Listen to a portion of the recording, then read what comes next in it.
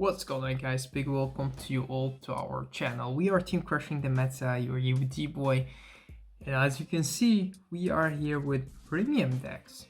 So sometimes people ask me, yo D boy, what do you play in premium? And when it comes to me, I actually only play Spike Brothers and Bruce. So those are the only decks that I really play. I have played other clans in the past, but now because we actually have more formats to play, I just went back and focused on my favorite clan, which is Spike Brothers. When it comes to Spike Brothers, we talk about premium, there are multiple builds that you could build, but the decks that I play at the moment, we have three. I have the Turbo Rising deck, we have the Aggro Rising deck that plays the Bull Spike and the Bloody Ogle. You could also play the pure aggro without the Bloody Ogle. And then we also have the newcomer, which is the Greedon deck. The Greedon deck is a deck that we have seen on multiple channels already. We have seen Axelworthy doing lots of videos about it, streams. He'll have already done a deck profile on it. Most of them are in French or in France, but yeah, you could still watch them if you like. It's an amazing guy, and I really like his videos. He's also just an amazing guy in real life as well. We have also seen some videos from Living Proof, some videos from Ruby, which is also one of the guys who introduced the deck to us. Now for me, I have playtested the deck before, and then when the Dudley Emperor came out, it became easier because then you have the grade 1, grade 2, and a grade 3, so you have Davy could go to Daisy, and Daisy could go to another Emperor or Lucifer, and with that you pretty much keep the chain on going, and it would be easier for you to just fill up the field, and with that you create more Greedon attacks being your Vanguard.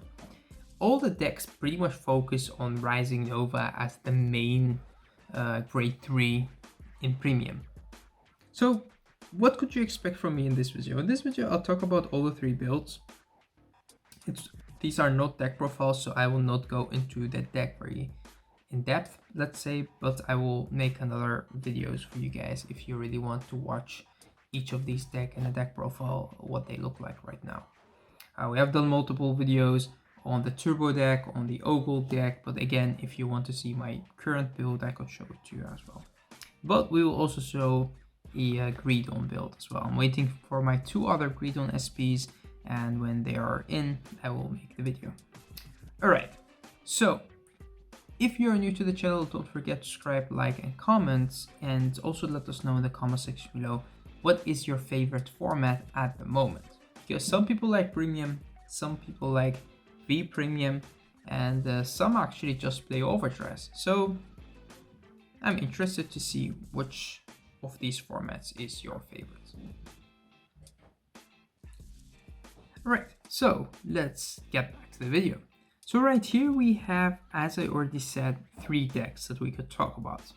When it comes to competitive Spike, when it comes to the premium format and you wanted to play the format competitively, I actually would advise you to play the Turbo deck. The Turbo deck for me feels the most competitive out of the three decks, or even the four deck if we talk pure aggro without the ogles. Still, the pure Turbo is for me the strongest. Why is that? The pure Turbo or Turbo GB8 in general is a deck that actually could, it chooses the tempo of the game. You could aggro with it a little bit if you like. You have the defense being the heal triggers that you get to your hand, and you pretty much have the offense being the GB8 himself. Is just an amazing card that could kill. One problem with the deck of course loses to the overtrigger. The overtrigger is actually a huge problem for the deck, because you have one strong explosive turn, and if you could not finish your opponent off on that turn, basically you have lost most of your resources, and you have already lost most of your defense. And most of the time the turn before that you also take lots of damage, so you would have a strong GB8 turn. Another thing about the Turbo GB8, it's also a deck that sometimes wants to keep your opponent at low damage because you don't want them to be able to do much plays. And if you do so, then they have a bigger chance of getting that over trigger. On the other hand, the deck actually is competitive because, again, not only it chooses the tempo of the game, but also it doesn't really lose against decks that, let's say, have G-Guardians that are like the Kagero ones that could retire your Regards, or Narukami or Gears that could take out an important Regard. For them, it doesn't really make that big of a difference because you still could make those attacks and you could still keep calling units. The only deck that it loses against is, of course, Sling Joker. If you give them too much counterblasts, then the deck could lose against, because when they lock your field, then you can't do much. When we talk about the other two decks, so let's take the turbo deck, the turbos out. So we take the GB8 out, as I said, the most competitive for me, but definitely not the most fun to play. When we talk about fun plays and also other decks that are strong as well, but a little bit less competitive if we compare them to the GB8, we have these two decks. We have the Rising, who could pretty much use the Ogle and the Bull Spike to have a very strong Legion turn that could pretty much destroy your opponents. If you have like 3 or 4 face up damage, then your opponent is gone, just destroyed. The other deck that we have also is the Greedon deck that plays with the Emperor. So you could call units and you could restand your Vanguard multiple times. We'll talk about these decks because I think the Turbo deck is pretty much self-explanatory. Most of you guys already know how the deck works. If not, again, let me know and I will just go into that deck and show it to you, like in a deck profile and a combo video, maybe a match as well, so you guys have a idea on how the deck works. But I think these two decks are more interesting for you guys to see and to understand how the deck work, and also for you if you really want to pick them up and play them. They're very easy to make, especially this one, because most of the cards that are in the deck are new cards, while with the other one most of the cards are older cards. The only card that is a little bit harder to get right now is the Rising Nova himself, because you play Rising Nova in almost every Spike Brother deck. I mean, except the V, Pure Dudley, that's the only deck that you don't play Nova, but you could also still play Nova for the double marker. So yeah, amen. Nova is just too good. Alright, so let's first talk about the Ogle deck. Again, we will come back to this deck later on.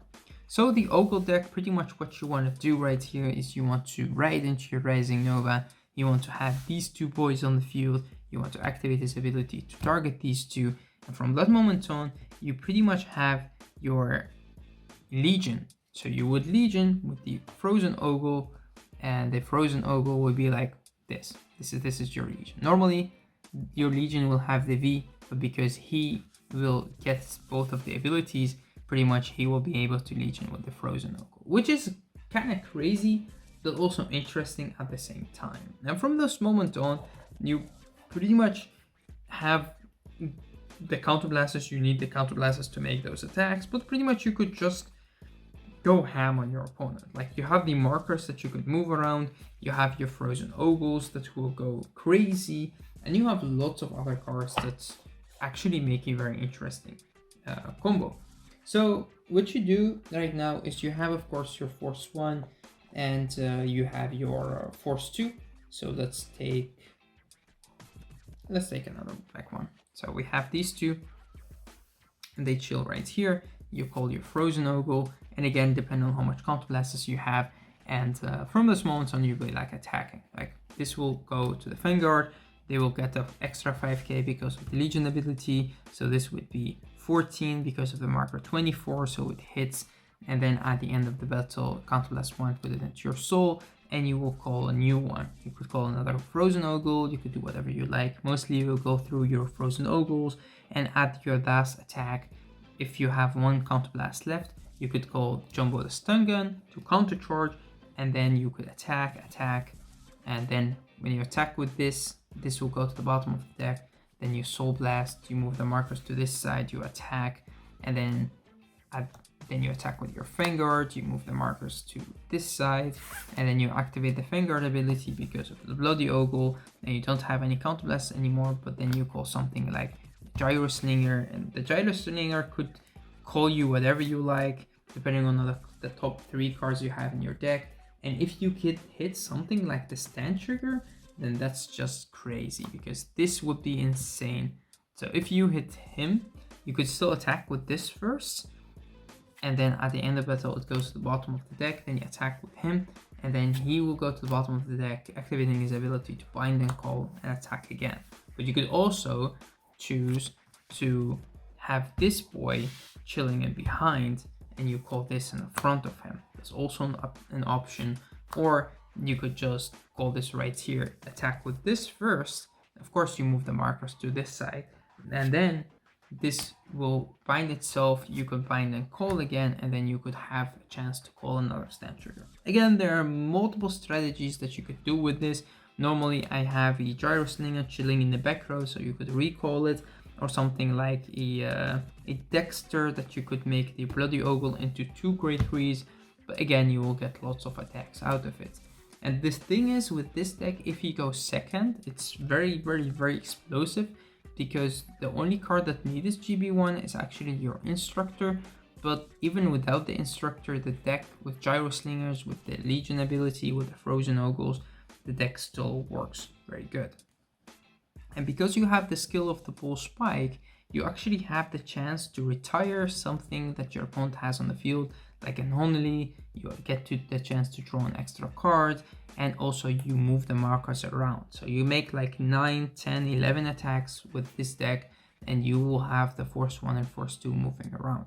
And if you get the chance first to ride into something like a Bull Spike or a Rising Nova, and then the second time you ride into another Rising Nova, then that's amazing, because in that moment you will have 2 markers or 3 markers, 2 Force 1s to move around, and the Force 2, which is just insane. Your opponent would not be able to take that much damage. So that's for the Frozen deck.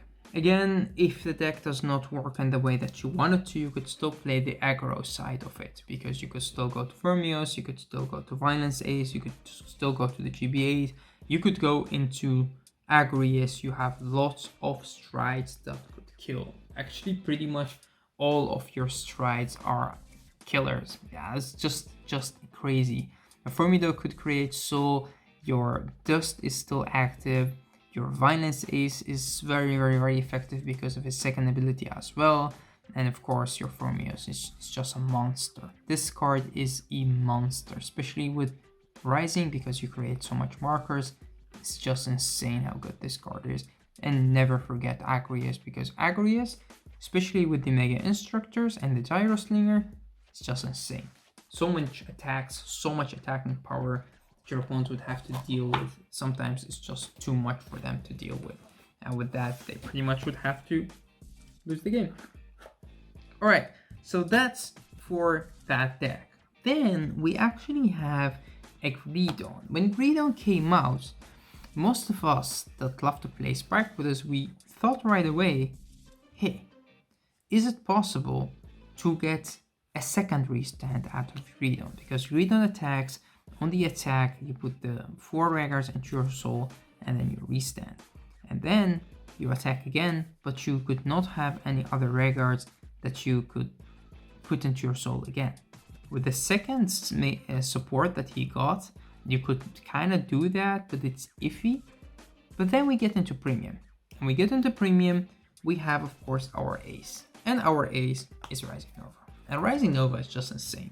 The card is just so good, and it will become better and better and better in the future, because you could just keep targeting those grade 3s and copying their ability, and that's just insane. Again, the card is insanely good.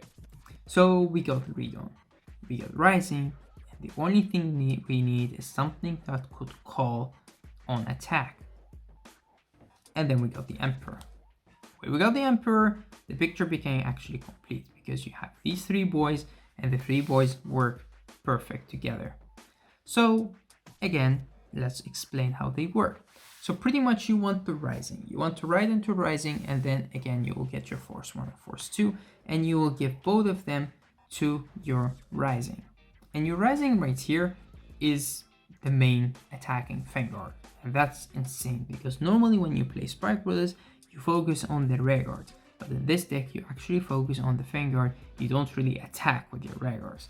What you need right here is you need the 2 grade 3s again. It's almost the same idea as the Ogle deck, but this one is a little bit different because this one focusing on the Vanguard and not moving the markers around, which is the Frozen deck, but this deck focuses on the Vanguard and just keeping the markers on the Vanguard.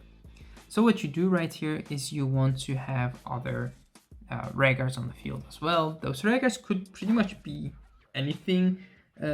Sometimes you have something that could go to Sooo, sometimes that you have something that is chilling there in the early game, sometimes you just have some of these boys and girls out there, sometimes you have this boy, if you have GB1, put them into the Soul as well, and yeah, pretty much you could do a lot. So let's say that you have 2 damage is kind of more than enough, 3 damage is good as well because you could create even more power on the Vanguard. But let's just show you the simple strategy. Let's not make it too crazy. So what you do right here is you first attack with your Rising after using his ability to target these 2 and copying their ability. Sometimes I also leave these 2 in the back row, one behind the Vanguard and one right here, because if your opponent would be able to take some of your Regulars out, because when you attack this into their Vanguard, they have cards like against Mega Colony that could rest your back row because Greedon needs standing Vanguard. They have cards like the when you play against Overlords or Kaiguro in general, they could also take out some of your Vanguards. When you again Narukami also again. So this is one of the decks that could be destroyed if you play against a deck that has G-Guards that could remove or take cards out of your field, because you need those Regulars. For the Ogle deck is the same thing. But in this deck, the interesting thing is you could do this with your opponent being on grade 2. So if this deck goes first, that's just crazy. You don't have to put too much pressure on them in the early game. You will be able to destroy them. Okay, so what happens? You attack first with your Rising Nova copying their ability. Then, at the end of the battle, you Soul Blast 2, activating the Greedon ability to put Soul Blast 2, as I said, to put the 4 Regulars into your soul. Leaving this or leaving this boy on the field doesn't matter, because you will put them into your soul anyway, later on. So you put these 4 into your soul, and you restand your Vanguard. Your Vanguard now will attack for the 2nd time, and now you activate the skill of the Deadly Emperor. The Deadly Emperor in here will be able to call something like a Davy. Davy's skill will activate to counterblast 1, and you will call the Daisy. And Daisy's skill will activate to Soul Blast 1, and then you will call the Lucifer. Right here, the Lucifer will give you the counter charge. So you counterblast 1 with your Emperor, you counterblast 2 with this boy, and then you get the counter charge, so you're back to 1 face-up damage. That's good. This will attack for the 2nd time at the end of the battle, and he also got the extra 10k because of the Emperor skill. At the end of the battle, you put the 4 cards into your soul, Soul Blast 2 of course, and you will restand your Vanguard 1 more time. Remember, you still have 1 counterblast to work with. So you attack and you activate the skill of the Emperor to counterblast 1. If that's your last counterblast, then you could not go into Davy. But if it's not, then you could still go to, you could go boom, boom, boom, or boom, boom, boom, because to get the counter charge. It's also possible because you will not get the power out of him because you don't have a Vanguard with that Lane's Guardian. But again, you don't have enough to use the ability of Greedon 1 more time. With the new support, you could, if you have the right cards put into the deck, it's possible, but again, this is just more than enough. But let's say you only have the 2 Counter Blast, then you just use the ability to call the Lucifer Soul Blast, and get you the counter charge for next turn, and then you attack 1 more time. This is the 3rd time you attack with your Vanguard, which is just crazy, right? That's just insane. The first time you attack, that was attack 1, then you put the Regulars into your soul, he restand, you attack number 2, and then you put the regulars again into your Soul and you attack number 3. So 3 attacks with your Vanguard being again powered up and having the Force 1 and Force 2. Sometimes just too much for your opponent, especially if they're still chilling on grade 2. Cards you put in this deck that makes the deck better are cards in the early game that could pressure your opponent but go into Soul, give you the right cards back to your deck. Cards like Breach could make the deck good. Cards like Lucifer could give you the counter charge back. And of course Dexter. Dexter work wonders in this deck because again you could always go back to Lucifer and get the counter charge. If your opponent will give you more counter blast, you could make more crazy plays. There is another card that could be played in the deck as well, is the Reverse. The Reverse, the difference between this boy and the Reverse is that the Reverse actually could call anything. He doesn't have to call it Dudley. He could call whatever you like. And that's also very interesting because with him, you do power him up, but with the Reverse, you could still choose to do some crazy shenanigans and give your Vanguard extra drive check and stuff like that. I mean, there are lots of crazy things that you could do with this deck, but his build is the most competitive, the most consistent, let's say. But again, you have a build that you could make with the Reverse, you have a build that you could make with the pure Greedon support. But all in all, the deck is a lot of fun to play. Alright.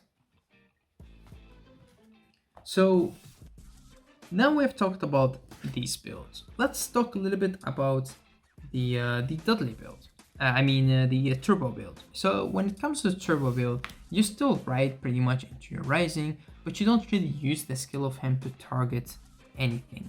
You pretty much will stride into cards like Violence Ace. The Violence Ace will draw you a card, or Merendol to just flip. You flip Clay Elementals face up, and then you use your Jelly Beans, you use your starter to get as much heal triggers to your hand as you can, because the Jelly Beans skill activates, he could get a Dudley card from your deck to your hand.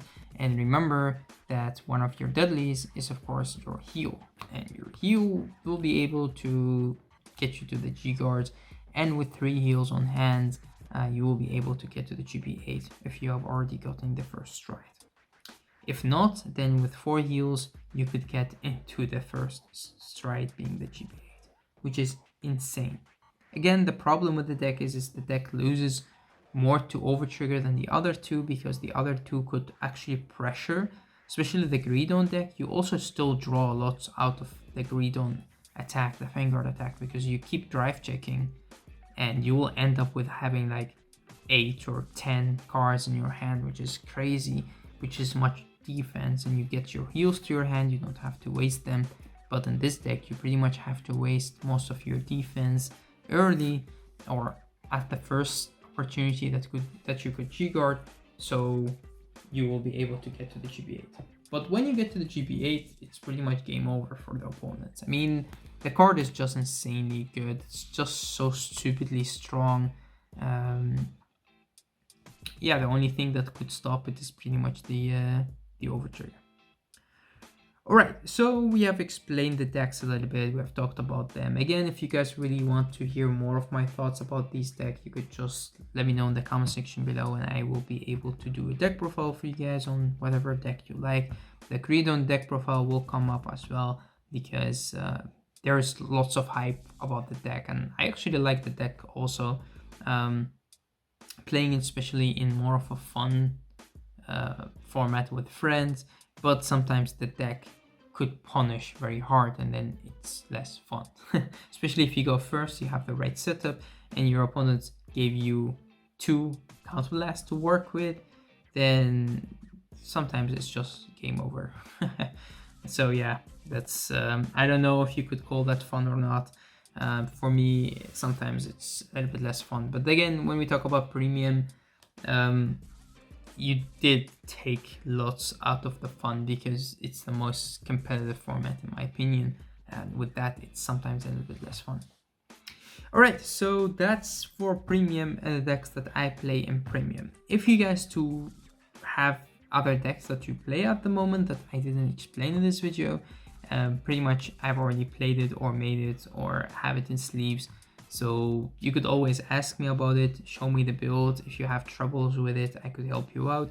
If you have trouble in a certain matchup, you could also let me know. I could help you out. Most of you guys already know how to find me. You talk to me on Facebook. That's the easiest way for me to give you an answer very fast, because I'm very active on Facebook.